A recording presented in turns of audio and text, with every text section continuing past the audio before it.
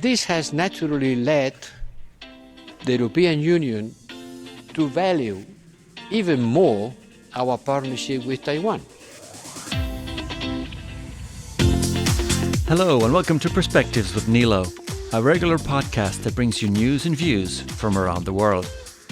The Russian war on Ukraine has increased awareness in the EU of the dangers of authoritarian regimes and also shone a light on their alliances. As we just heard in the introduction from EU High Representative Vice President Joseph Borrell, Taiwan has become increasingly important in this discussion as it continues to face the aggressions of the People's Republic of China.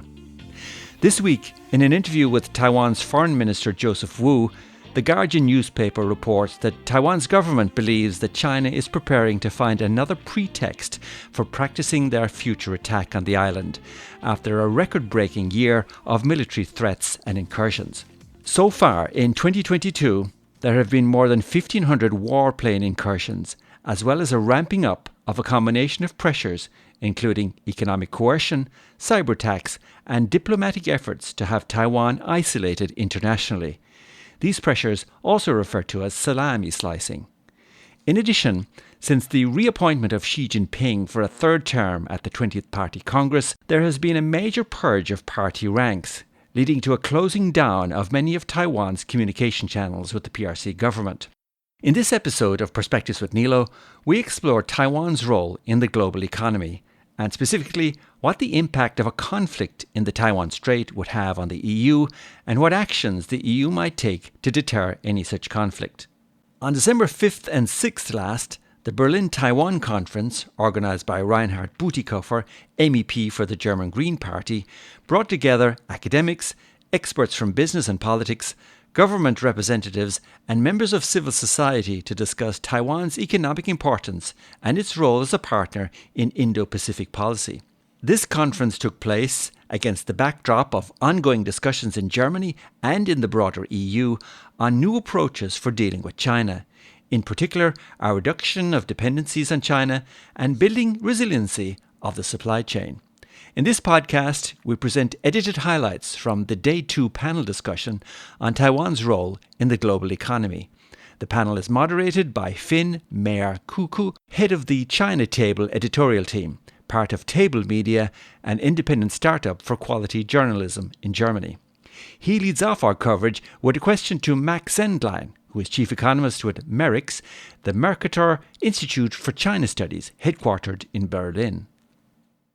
There should be two scenarios in our heads. One is the fine weather scenario, the status quo scenario, where we can fight a bit about details, and the other is the disaster scenario. And it didn't loom large in our minds before February 24th, but it seems much more possible and real now that disaster has already happened in Europe. So I don't think we can avoid talking about this. Max Zenglein, if there is a nasty thing like a sea and air blockade of Taiwan, which, as we have learned from Mr. Duchatel, makes 60% of semiconductors worldwide, I think it is over 90% if it is high-end chips. What would happen to Europe and US if these exports from Taiwan are lost? Just not in the big war scenario, but in a serious conflict scenario. If the supply of semiconductors is disrupted, it won't just be a problem for Europe, it would be a problem for China as well. So I think there's different scenarios that China would deploy in terms of blockade scenarios. So, I mean, primarily I would think about disrupting the energy supply that I mentioned before. But they will try to affect or implement a blockade that minimizes the direct economic impact on China itself. So I think it would be very difficult for China to implement a blockade that would actually hit European interests without affecting China. So I think any form of blockade will primarily focus on affecting the Taiwanese economy and basically adding or increasing the pressure within the Taiwanese business community, within the Taiwanese business or within the Taiwanese society to understand the economic costs and test the resolve of Taiwanese position in terms of the cross-strait relations. So I think it will be very difficult to implement such a semiconductor blockade of such. So I don't think that's a very likely scenario. If the bad thing happens and there's an invasion of Taiwan, God forbid, and it maybe sounds a bit cynical that we are only talking about the economic aspects, but this is the topic of this panel. So would you think it is possible, realistic, that the EU has the power, the will, and resolve and the means to put sanctions against China into motion? I mean, as we have seen with Russia, I think if we have to, of course, we will find a way to put sanctions, definitely. And I think also that the Ukraine invasion also was a little bit like a wake-up call. It's like, okay, we have to be less dependent on China. And this is something that's very noble to say. But to put sanctions overnight, of course, it is not easy. Professor Steffi Weil of the University of Antwerp and co-author of the study on EU-Taiwan Resilience of Supply Chains Agreement for the Green Party in the European Parliament. And let me say, yeah, of course, we are talking about the economy, but this always goes hand in hand with politics. So it's not only an economic issue we are discussing here, it's also political. So I think we need to be prepared. I'm not saying there is an invasion coming, but in general, to be less dependent on China, and Taiwan can be a crucial player in this. So, I mean, let's not home. I mean, I'm not one of the actors that say, okay, we are in these doom scenarios and there will be a war coming. So, but I think in general, to further think about this, yes, we need to be less dependent, and yes, Taiwan can be a crucial player in this. Mr. Habeck's ministry put a date on this, 2027. It was in the public. It was perceived a bit like a prophecy. It was meant as a worst case scenario that German economy should be prepared for. And there's no way at all that decoupling happens before 2027. And probably doesn't make sense because we don't know what's going to happen. So we can kill ourselves in fear of death. But still, let's take 2027. Mr. Schubert, all these arguments against a war are also discussed in Beijing. The economic fallout would be so massive, it would actually forbid the decision to do so, right? Well, all analysis, at least by Western scholars on the 20th Party Congress, and, the careful reading of all the documents and the statements of Chinese leaders during that Congress point at the assumption that there will be no big fuss before 27. And maybe not even beyond that.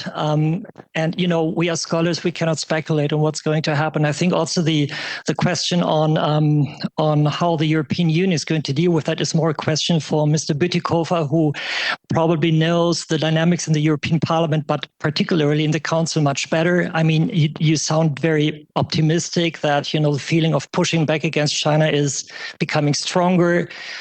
I don't know.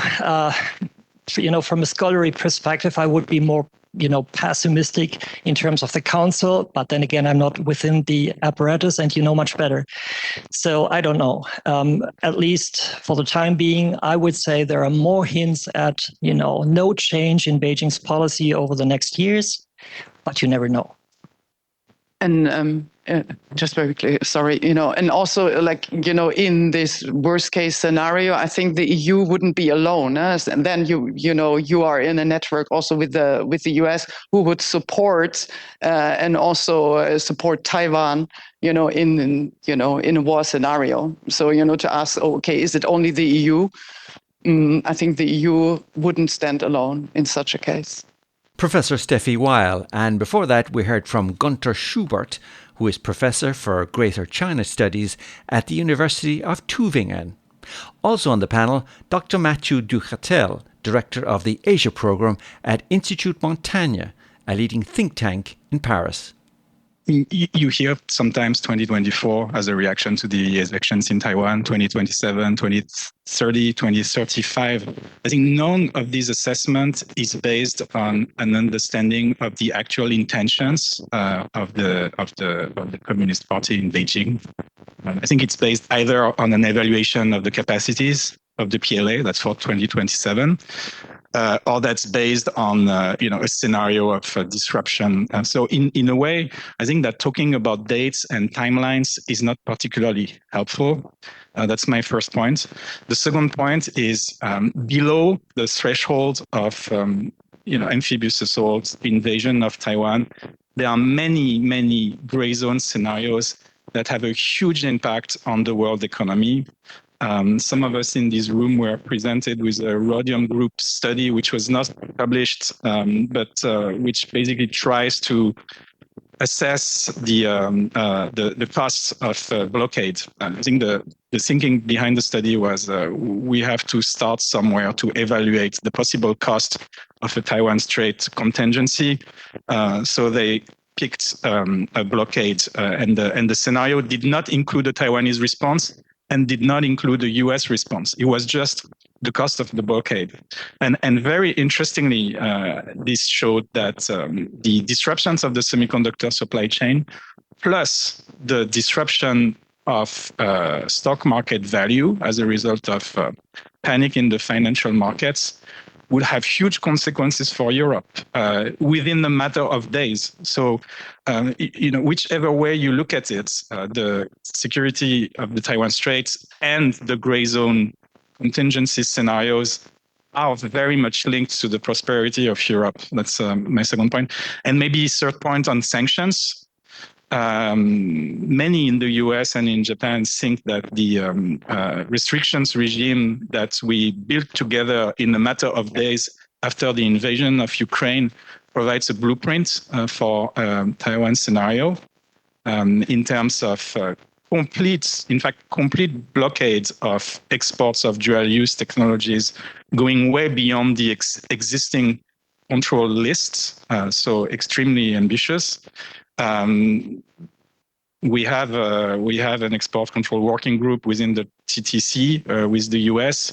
I think it's what really imports here, in my opinion, is the communication to the Chinese side that there is determination on the European side to respond with costs.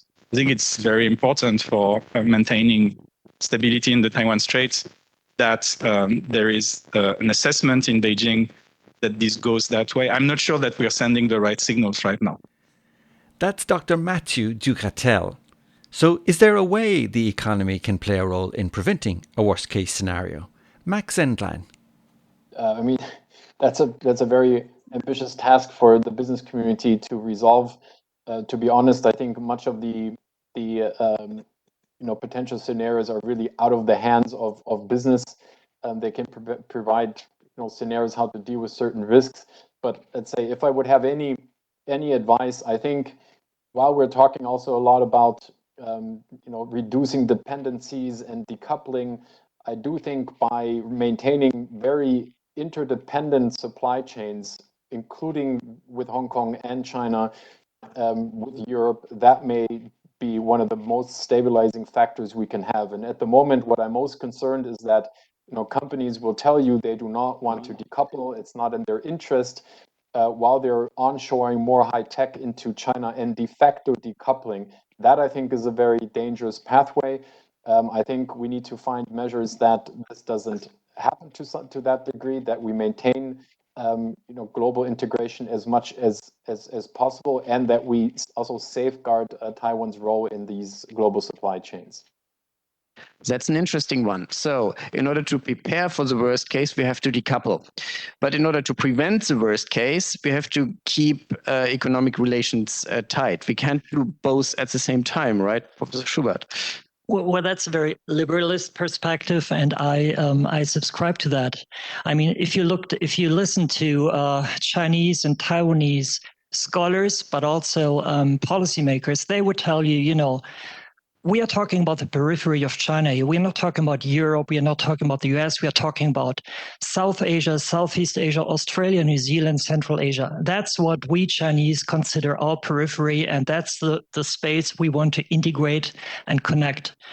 And many Taiwanese would just buy into that and say, well, that's exactly what we need for stabilizing our economy long term.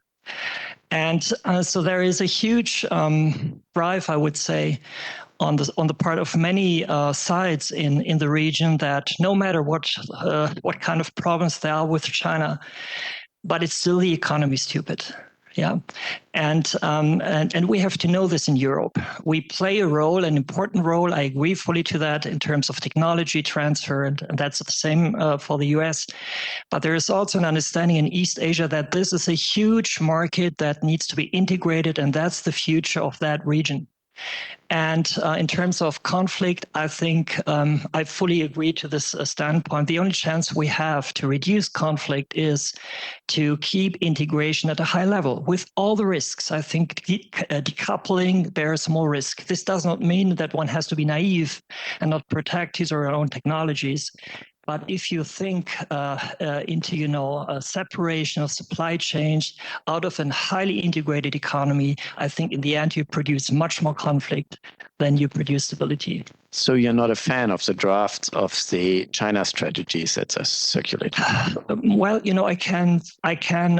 Again, it's a very complicated problem. Parts of it, I think, are important, but other parts are maybe too much. And we are now in a state of discussion. It's a state of, it's a stage of transition. We still have to, need to discuss about the consequences that Dr. Duchatel, for instance, just mentioned. And this is something that we cannot really do too quickly. At the same time, the Chinese have the same debates. I mean, the Chinese discuss about their own vulnerability, how they have to protect themselves, but how they have to keep a global integration at the level where they can really have a future. I mean, the same discussion that we have here, they have there. So I think, why not talking a little bit together against all the odds? Yeah. We have heard already that so many Chinese products are not possible without Western contribution and Taiwan contribution, including military or aerospace products, even the civilian ones.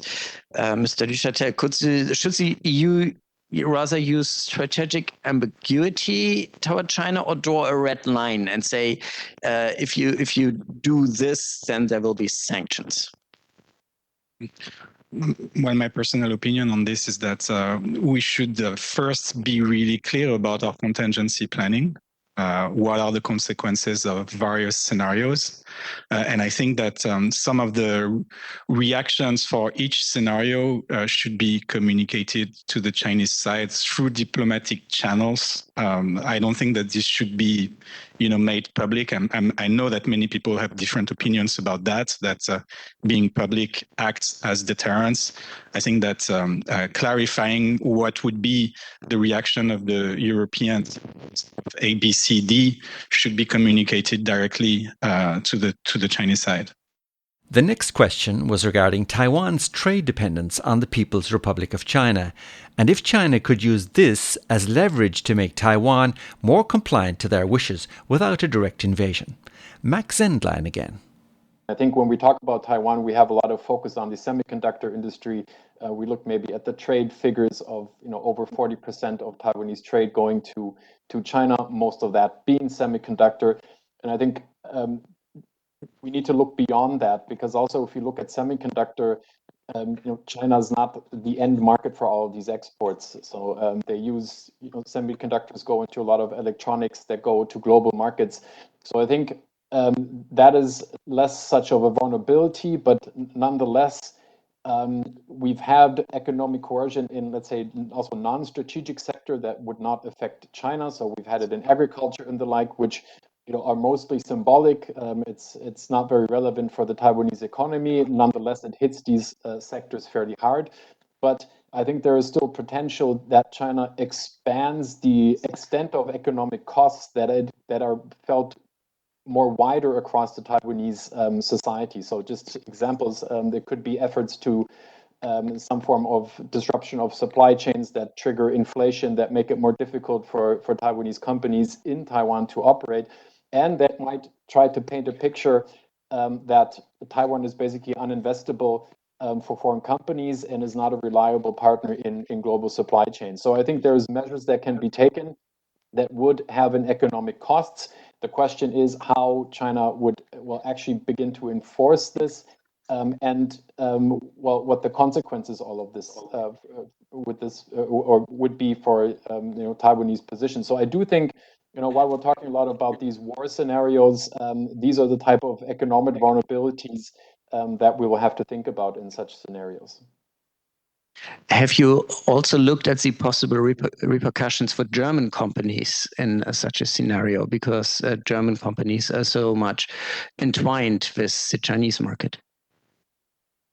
Well, I think firstly, it's important to understand that any Taiwan risk is not isolated to Taiwan, and it would also increase risks for any European investments or business ties with China. And the political signaling by the Chinese side will be very clear. There will be an expectation that companies fall in line. So I think these are scenarios companies, politicians need to prepare for in order to also signal what type of response would be in case of such extended use of economic coercion when it comes to Taiwan.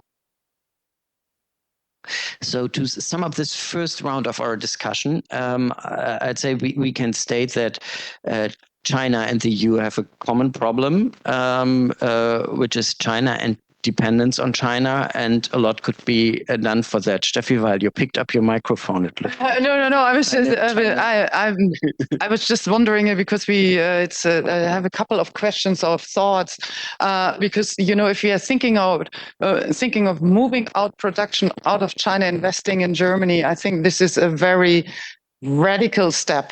So in my mind, is it even feasible, or is it something that is feasible within the coming years? So I was wondering if we shouldn't try to strengthen the Taiwanese economy or the Taiwanese environment, that we don't have these kind of doom scenarios, that Taiwan is not a country where companies cannot invest. Wouldn't that be like the most logical or more easy step to go? Of course, there are interdependencies, and also with mainland China. But this is something we cannot, how should I put it? We cannot deny. I think we can see that we minimize, but we cannot erase China as an actor. We should see that we get it stable in combination with Taiwan, because as there are also dependencies of Taiwan, to China. So we also have to see that the Chinese change their economic model. They do everything to get a strong domestic market. And we know from big economies that a strong domestic market is highly attractive. So there is still a lot of capacity also for Taiwanese companies on the Chinese market if that model plays out. And that is also something that Taiwanese entrepreneurs would tell you. This is a market that is still in the process of developing. We have a lot of products here that we can sell very well. So we have to take this market into consideration, and that over the long term. Now, the Taiwan government tries to also help Taiwanese entrepreneurs or induce Taiwanese entrepreneurs to diversify by this new southbound policy. But if you look at the economic impact of the new southbound policy, there are many positive impacts on that in the social realm, in the people-to-people realm. But in terms of in economic terms, the impact is much more limited, because the government is not very successful in convincing entrepreneurs to change a strategy of profit just because of political considerations. And that's basically what the new southbound policy is about. So it's a good policy. It's much better than all the other southbound policies have been in the past, what the Tsai government does since 2016, but it cannot really change the tide of economic decision making on the part of Taiwanese entrepreneurs in grosso modo. the dual circulation is more successful than many actors initially thought, it seems, so far. What are China's chances to get independent of Taiwanese semiconductors? What do you think, Mathieu Duchatel? Well, that's an interesting one. Two things here. I mean, first, the long-term prospects of the automotive industry not to face shortages anymore depends to some extent of the success of TSMC's expanded fab in China. I think this is happening as we are speaking. I think the interconnection between the Chinese and the Taiwanese semiconductor industry has been in the form of Taiwanese investment in mainland China, clearly, but also in the form of many attempts by China to basically access Taiwanese know-how and technology. And here, I think that the restrictive policies of the Taiwanese government and also the cooperation between Taiwan and other key partners, especially the US, is really curbing the flow. And we're seeing this in the area of people-to-people exchanges. Actually, the Taiwanese government in the past 2 years has been very active in trying to prevent recruitment of engineers and also executive managers. And there's been a crackdown basically against intermediary companies that were conducting recruitment in Taiwan. And I think the third point is that the export control regulations really have an impact. And to really understand that, I think that the key notion here is the notion of virtuous circle innovation. So think Chinese ambitions to mass produce 7 nanometer semiconductors. During the summer, we learned that SMIC, which is the leading Chinese foundry, had managed to produce a prototype of that technology, which is a very, very interesting development. But if you are not accessing the software that you need, if you are not accessing the lithography tools that you need, it's very difficult to keep up the pace of innovation. So from another angle, think TSMC's 3 nanometer production. It has partners and it does not innovate independently. It's a whole ecosystem which the Chinese industry is currently prevented from accessing. So in other words, I think that there are two simultaneous realities. One is that China's footprint in mature nodes of technology will increase, and this has an impact on the automotive industry very much. The Chinese semiconductor industry is becoming increasingly important for the world's automotive industry. And on the other hand, the innovation is happening to some degree without China, at least for the leading edge nodes and for everything that is related to defense and that ultimately can end up in the arms industry. So two separate paths in a way. Doesn't that give momentum for Europe or for Germany to be a strong player in this ecosystem? No. But it goes both ways. This also explains the integration of the Chinese and the German automotive industries. So it really goes both ways. Finally, Dr. Duchatel responded to an audience question on the relevance of the recent EU CHIPS Act for supply chain independence. Maybe I can answer the question about the CHIPS Act, and also thank you, Dr. Xu, for your points about TSMC. And I think it's related. I think the CHIPS Act really enables what we are discussing this morning, the possible investment by TSMC in Germany. Without state aid, this would not be possible. And all the points you made regarding the commercial viability of these investments, we hear that the cost of producing 5 nanometer semiconductors in the US is 50% higher than in Taiwan. I haven't seen any evaluation about the gap in costs between production in Europe and production in Taiwan. But the CHIPS Act is designed so that state aid can be provided to make up exactly for the gap in production costs. And I think, in fact, that TSMC is also watching how this works in practice, because we have currently 2 cases of foundry investments in Europe under the CHIPS Act modalities. One is Intel in Germany, and the other one, Global Foundries in France. So that's really the first time, and it's a new development for the European Union that state aids are being accepted by the competition under European competition law.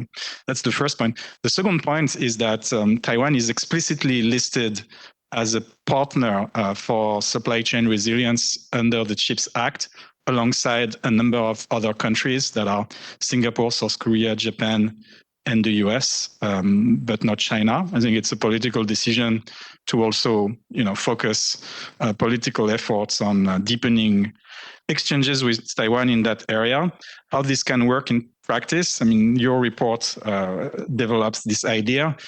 I think clearly when you look at the US-EU Semiconductor Working Group under the Trade and Technology Council as a benchmark for what can be achieved in terms of political interactions surrounding the semiconductor industry.